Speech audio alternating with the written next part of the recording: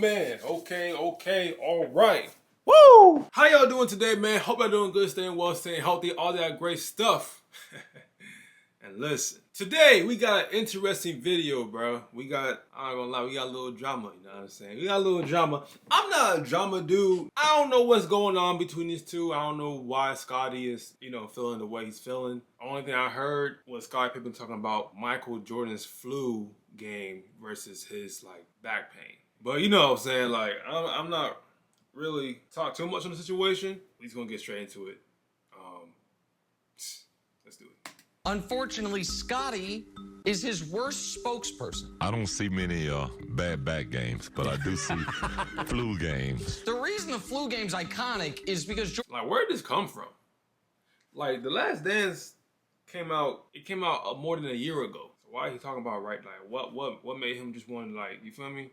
Scored 38. The reason the bad back game isn't is because Scottie scored 8. You're calling Phil a racist. I don't got a problem with that. Do you think? Oh, snap! Oh, I don't know about this now. Ayo, Scottie Pippen called Phil Jackson a racist? Nah, see, I ain't gonna talk much about this situation right here. That just surprised me. I thought Scottie Pippen and Phil Jackson cool. I thought we all, I thought they all cool. Be a team. I'm gonna let I'm saying. This is their situation. I'm gonna let them handle it. Phil was or is. Oh, yeah. How much rent does Michael pay Scottie in his head? What did you think when he said he was going to go play baseball? It was a selfish decision, but it was kind of who Michael Jordan was. As you just heard over the past few months, Scottie Pippen has had a lot of opinions, and they have been extreme. What is going on right now? To say the least. Recently, Scottie Pippen has accused Phil Jackson of being racist. He's called Michael Jordan a snitch. Scottie Pippen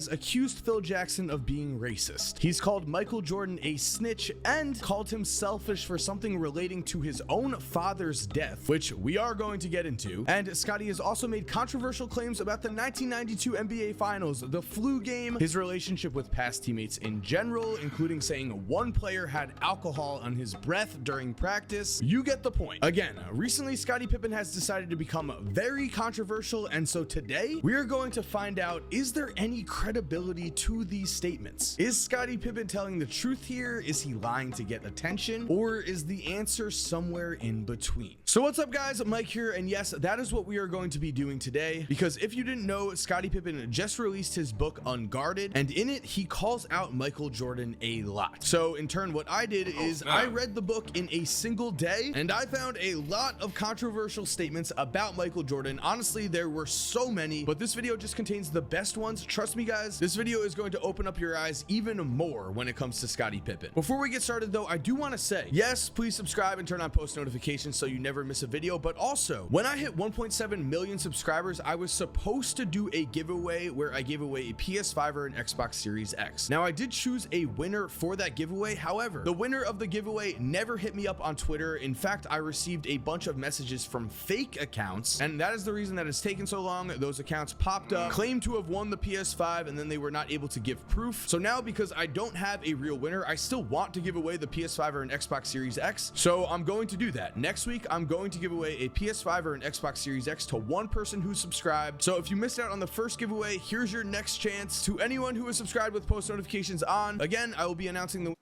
Subscribe to bro. You want a PS5 or Xbox Series X? You know what I'm saying? Go ahead and join this fam right there. Shout out to Micro Simmer for hitting 1.7. That's a big accomplishment.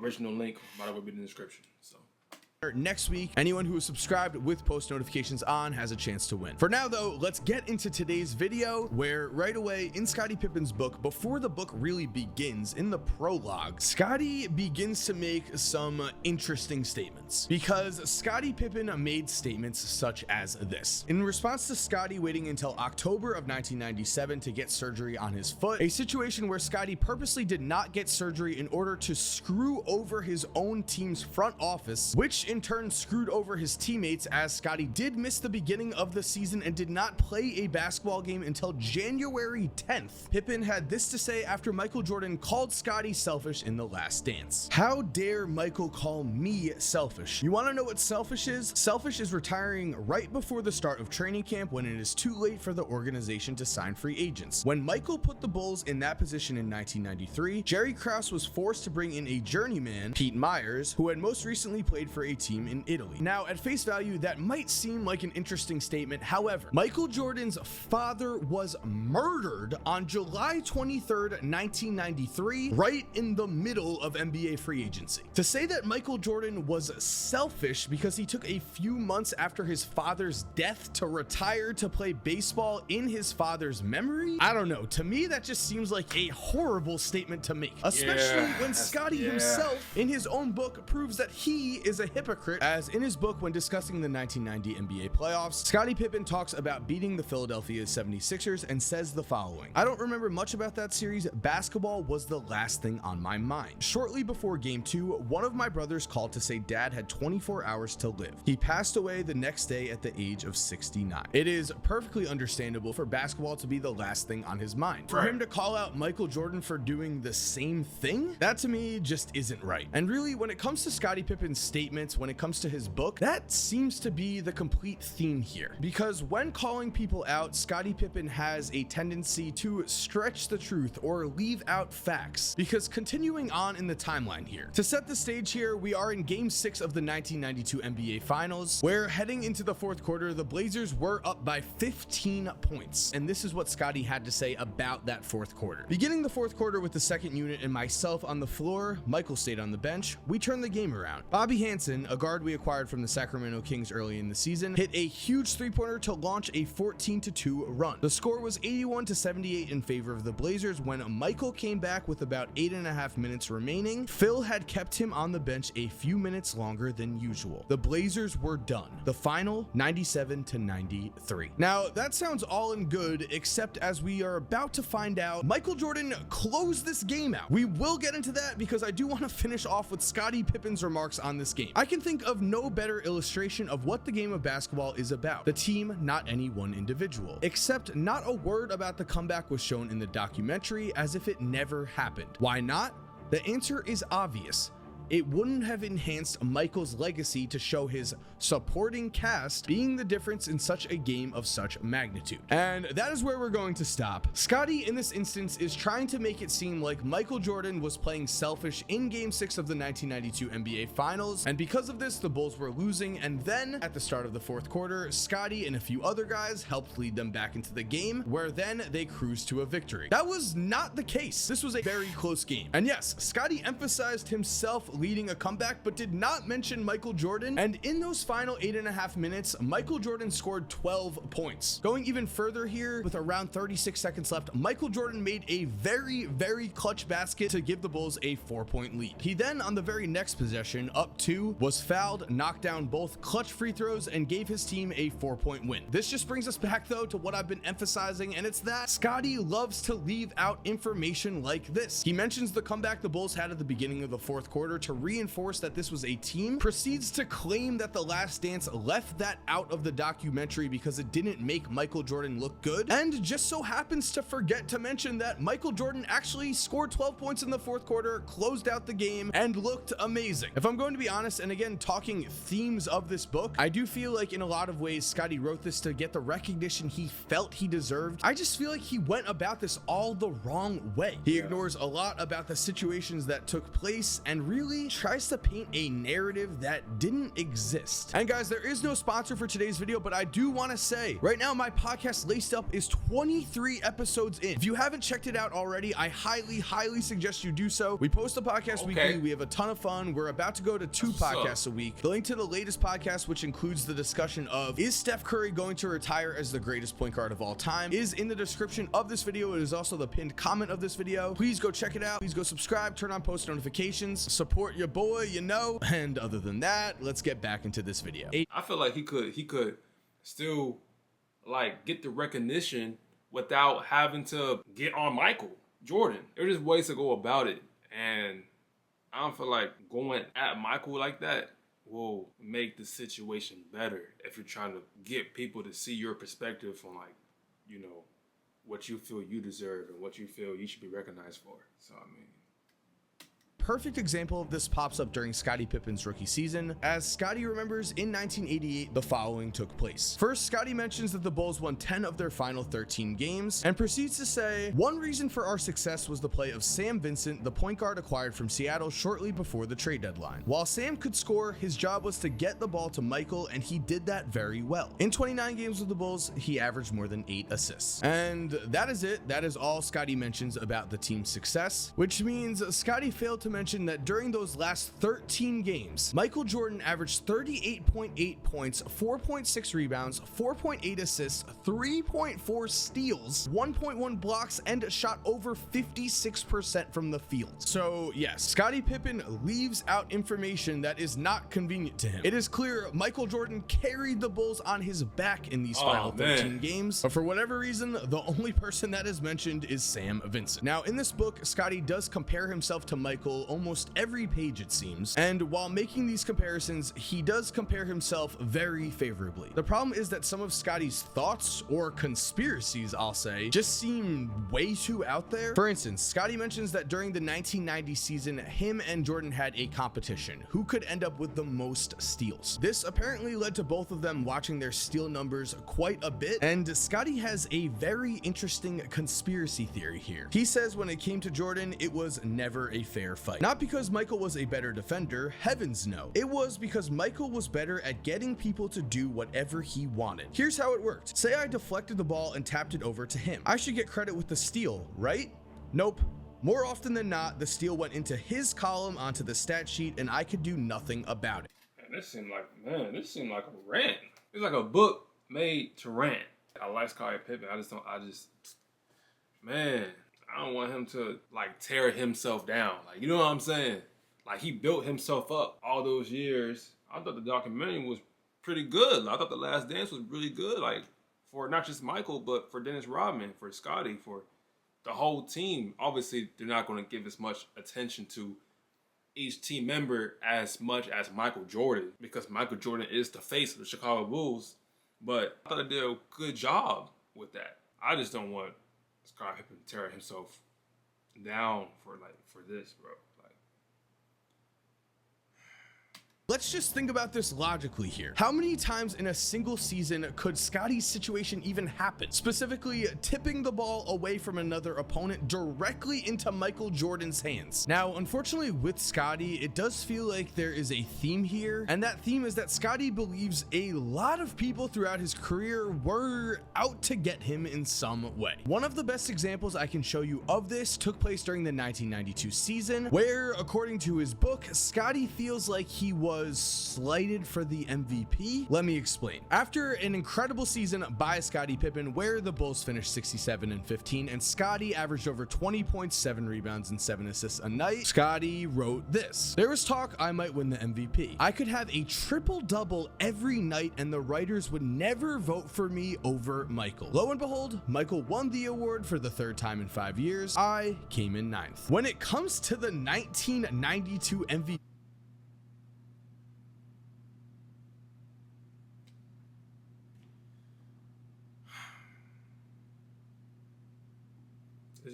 It's like a book of, like, I haven't read the book, obviously. I'm just going off of this vid, but it seems like it's a book of just feelings. It's about how you go about it, bro. It's the approach, it's the tone, it's all that type of stuff. It's like a rant. Race, I do understand that Scottie had an incredible season. The thing is, when we compare his numbers to Michael Jordan's, it doesn't exactly take a rocket scientist to figure out who is going to win the MVP here and who is going to finish 9th. And with that said, guys, even though this could be a 40-minute video, this is the final thing we're going to be talking about, and I think it's a great one because if you didn't know, during the 1993 NBA playoffs, in Game 3 of the Eastern Conference semifinals against the New York Knicks, with 1.8 seconds to go, the Bulls were tied and Phil Jackson drew up the play for Tony Kukoc. And in Scottie's own words in the book, he told Phil, "F you," when Phil drew the play for him and then of course decided to sit on the bench, a play that he later refers to as giving up on his team. Now, what's crazy about this play is that Scottie, for whatever his I thought we moved on from this. Scottie apologized, all that type of stuff. I thought we moved on for this. Like, I get it's through a feeling, but reasoning does not feel sorry or bad for any of this in the slightest. Scottie would say his reasoning giving up on his team. Now, what's crazy about this play is that Scottie, for whatever his reasoning, does not feel sorry or bad for any of this in the slightest. Scottie would say, by not going back in the game, I did the right thing not just for myself and my pride, also for the players who would come after me, who one day might very well find themselves in the same position. Scottie, hate to break it to you, but if we watched any superstar, if we watched any NBA player refuse to go into the game for the final moments because the play was not drawn up for him, the entire world would criticize that player. Just listen to how Scottie describes the situation after the game. The locker room felt like a morgue. He then proceeds to say that Bill Cartwright, the co-captain of the team, with tears in his eyes, addressed everyone in the locker room saying this: "This is our chance to do it on our own without Michael, and you blow it with your selfishness. I've never been so disappointed in my whole life." Which means, yes, we are at the point in the video where we are going to talk about the Phil Jackson racism remarks. Because back in June, Scottie Pippen suggested that Phil Jackson was a racist because he chose Tony Kukoc to take the last shot over Scottie Pippen. oh man. Why can't we just all be great? Why can't we all just be great? Like, that's just so much, bro. That's too much energy. That's too much, like, can we just be great and just move on, move forward? I saw Tony Kukoc, if y'all don't know, the Chicago Bulls have a YouTube channel, and they made a Tony Kukoc tribute pretty recently, probably like maybe 2 weeks ago or something. And I watched the whole joint, obviously off camera. I watched the whole joint, and it was a great tribute for Tony Kukoc. And Tony Kukoc was a game winner, knockdown dude. He just knocked down game winning shots, bro. Ain't like this is his first ever game-winning shot. He was knocking down game-winning shots beforehand. So now I can see it being a more of a conversation if Tony Kukoc missed the shot, but he made it. If a dude hit game-winning shots, I'm not saying he hit every single one of them, I'm just saying like he hit a good amount, then for me, logically, I'm gonna give the ball back to him, whoever that is, right? So it's like, Calling Phil a racist. I don't got a problem with that. Do you think Phil was? Or is? Oh, yeah. But the weirdest thing to me here is that if you were to look at Scottie's book, you would think that him and Phil were just fine. In fact, you would assume, because he says it, that Scottie regrets all of this. Here's what Scottie said in the book. Many were also surprised in June when, during a couple of interviews, I suggested Phil was a racist, and that was why he designed Tony to take the last shot. Nothing could be further from the truth. I was so hurt when he picked Tony over me that I needed to come up with an explanation for why I was rejected. So I told myself at the time that Phil's decision must have been racially motivated, and I allowed myself to believe that lie for nearly 30 years. A bit to unpack from that statement. The first thing is, I do understand Scottie's point of view where he was the man and he wanted the last shot in the game's crucial moments. But the thing is, throughout this entire book, and trust me when I say, it almost gets mentioned on every page, Scottie continues to say basketball is a team game. I of course agree with him, basketball is a team game. But if basketball is a team game, then how do you sit on the bench and watch your team play out the final moments of a playoff game because you're mad that you didn't get the last shot called for you? Seems a bit hypocritical. Then, as if this situation wasn't strange enough, a writer for the New York Times actually interviewed Scottie Pippen, and as you could see right here, during this interview, the following exchange took place. Your interview with Dan Patrick in the spring made a lot of headlines. You said it was racist for Phil Jackson not to draw up the play for you in the famous 1.8 second game. You walked that back in the book. What made you walk that back in the book? Scottie, what made me walk it back? Yeah, Scottie, I didn't walk it back. I didn't have it in the book. I said it was probably not right for me to say that about Phil being racist at this stage. It's water under the bridge now. But at that point in time, based on where I was as a player, the year that I was having, I thought it was a bad move on his part. Just to clarify, because I just want to make sure I don't put words in your mouth, you don't think that Phil was racist in designating Tony Kukoc to take that last shot. Scottie, did I say it? What are you asking? Okay, in your book, and I'm quoting you here, Scottie, wait, have you heard me say that I said that? Well, yeah, I watched the interview. Okay, so I said it. Now, what are you asking me? In your book, you write, so you call it a lie? So I just want to clarify exactly what it is. Do you or do you not believe that Phil was being racist when he drew up that play? Scottie, I feel like it was a moment where he did me wrong. How about that?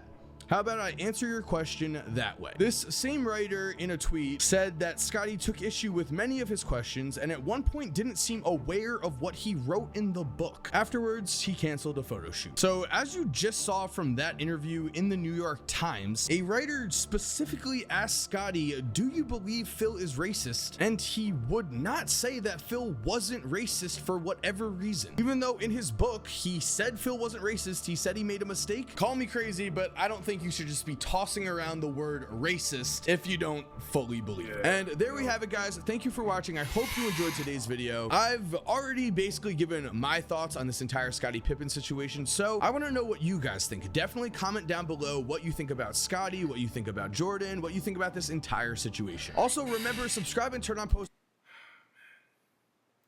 Shout out Mike Zimmer for this video. I'm gonna let them handle the situation, whatever they handle. Scottie, Michael, Phil Jackson. I'm gonna let them handle it. You feel what I'm saying? I just wanted to see what was going on, what's rocking. That's between them. You know, I ain't gonna say, you know, anything about Scottie Pippen or anything else. It's just, that's the situation. That's what it is. So I'm just gonna keep it pushing. And yeah, interesting. Good vid, Mike. Good vid, Mike Zimba. Good vid, good vid. But yeah, man, hope y'all enjoyed. You know what I'm saying? If you did, leave a like. Hope I stay well. Stay blessed. Love us very much, man. And peace. I'm out. Woo!